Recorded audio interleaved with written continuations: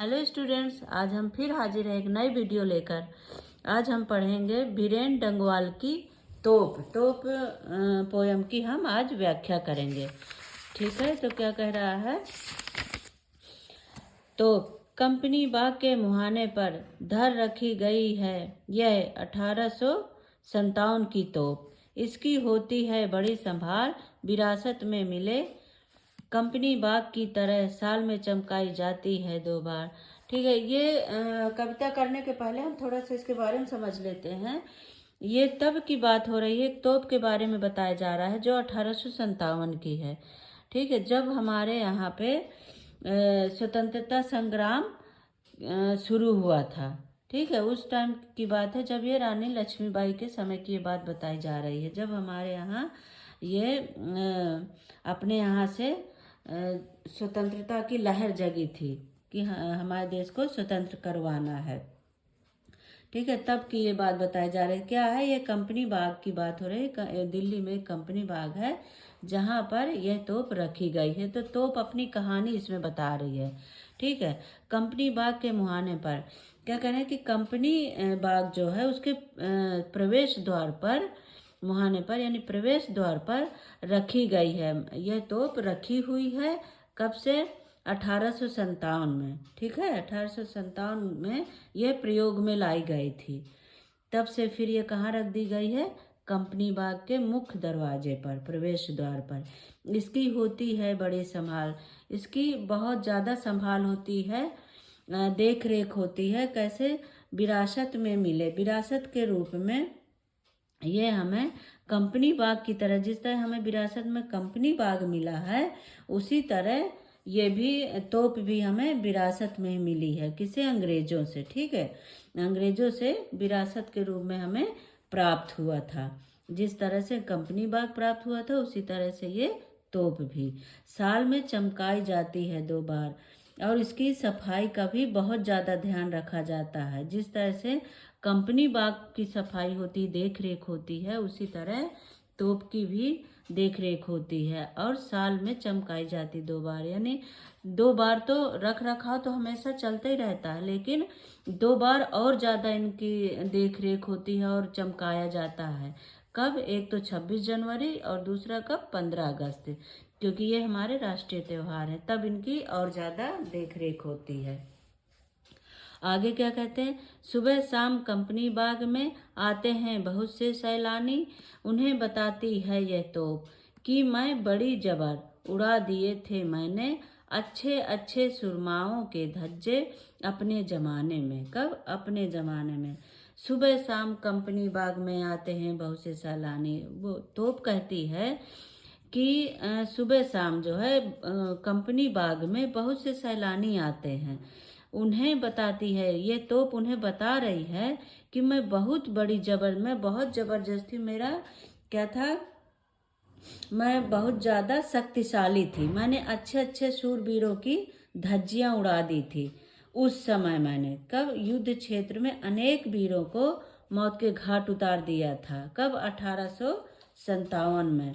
ठीक है, अब तो मैं दुखी हालत में खड़ी हूँ, अब तो मैं दुखी हालत में खड़ी हूँ। क्या है, अब तब कब, अपने ज़माने में मैंने ये किया था। अब तो बहरहाल, अब तो क्या है, अब तो मैं खड़ी हुई हूँ यहाँ एक शो पीस की तरह। छोटे लड़कों की घुड़सवारी से अगर यह फारिग हो तो उसके ऊपर बैठकर चिड़िया ही अक्सर करती हैं गपशप। कभी कभी शैतानी में वे इसके भीतर भी घुस जाती हैं, खास कर गौरैया। अब क्या कह रही है आगे, अब तो क्या, अब मैं तो कुछ भी नहीं हूँ, वो अब तो वो दुखी है। कहती है कि अब क्या, लड़के छोटे छोटे बच्चे आते हैं और मेरी घुड़सवारी करते हैं, जैसे घोड़े में बैठते हैं बच्चे उसी तरह आके मेरे ऊपर बैठते हैं। और जब वो उतर जाते हैं तो फिर क्या होता है, उसके ऊपर चिड़ियाँ बैठ जाती हैं और वो आपस में बातें करती हैं, जैसे वो ची ची ची ची करती हैं ना, उसी तरह वो आकर बातें करती हैं एक दूसरे से। कभी कभी शैतानी, और कभी कभी तो क्या करती हैं कि अंदर ही इसके, क्या, मेरे अंदर ही घुस जाती हैं, अंदर घुस के, तो किसके, तोप के अंदर घुसकर बैठ जाती हैं। ठीक है, क्या क्या कह रही है वो कि खासकर कौन सी, गौरैया। ठीक है, गौरैया जो चिड़िया वो छोटी सी होती है तो कहीं भी घुस के बैठ जाती है। तो वही कह रहे हैं कि कभी कभी शैतानी में वे कहाँ, तोप के भीतर भी घुसकर बैठ जाती है। ठीक है, आगे क्या, वे बताती है कि दरअसल कितनी भी बड़ी हो तो एक दिन तो होना ही है उसका मुंह बंद। ठीक है, अब इन दो लाइनों में क्या कह रहे हैं, कवि क्या कह रहा है कि देखो, कभी कभी क्वेश्चन में क्या ये भी पूछा जाता है कि आप पूरे कविता का क्या सारांश है। ठीक है, तो उस वही ये दो लाइनों में बताया गया है कि वे बताती है कि दरअसल कितनी भी बड़ी हो तो एक दिन तो होना ही है उसका मुंह बंद। कितना भी कोई बड़ा आदमी क्यों ना हो, जबरदस्त क्यों ना हो, एक दिन उसका मुंह बंद हो ही जाता है। जिस तरह की तोप अपने ऊपर कहानी बोलकर बताती है कि मैं एक दिन इतनी जबरदस्त थी लेकिन आज मेरा मुंह बंद है, तो इसी तरह कितना भी कोई जबरदस्त क्यों ना हो उसका मुंह बंद हो ही जाता है। ठीक है, आगे देखिए क्या कह रहा है। अब इसका क्या, हम काव्य सौंदर्य देख लेते हैं। ठीक है, भाव पक्ष। कवि के अनुसार क्या है, कवि के अनुसार अत्याचारी को कभी न कभी तो शांत होना ही पड़ता है। जैसे कि इन दो लाइनों में हमने पढ़ा है कि कभी न कभी तो चाहे कितना भी जबरदस्त आदमी हो वो कभी ना कभी तो उसको शांत कराने वाला आ ही जाता है, वो शांत होता है। ठीक है, संत क्या है, शक्तिशाली मनुष्य का एक दिन अंत तो होता ही होता है। ठीक है, इसका कला पक्ष क्या है, इसकी भाषा बहुत ही सरल है। हाँ, इसका आपने पढ़ के देखा ही है कि हमें भाषा आराम से समझ में आ रही थी। तो सरल एवं सहज भाषा का प्रयोग किया गया है। और भाषा भावाभिव्यक्ति है, इसमें भाव उत्पन्न हो रहे हैं। ठीक है, इसको पढ़ते समय। और क्या है, अच्छे अच्छे, अच्छे अच्छे में और कभी कभी।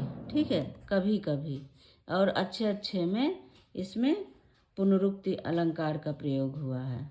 ठीक है, और क्या इसमें बताया गया है, बस। ठीक है, तो बच्चों आप देखिए, और जो आपको समझ में ना आए तो कमेंट करके आप लिखिए ज़रूर, मुझे शेयर करिए, सब्सक्राइब करिए और अपने दोस्तों को शेयर करिए। थैंक यू बच्चों, बाय बाय।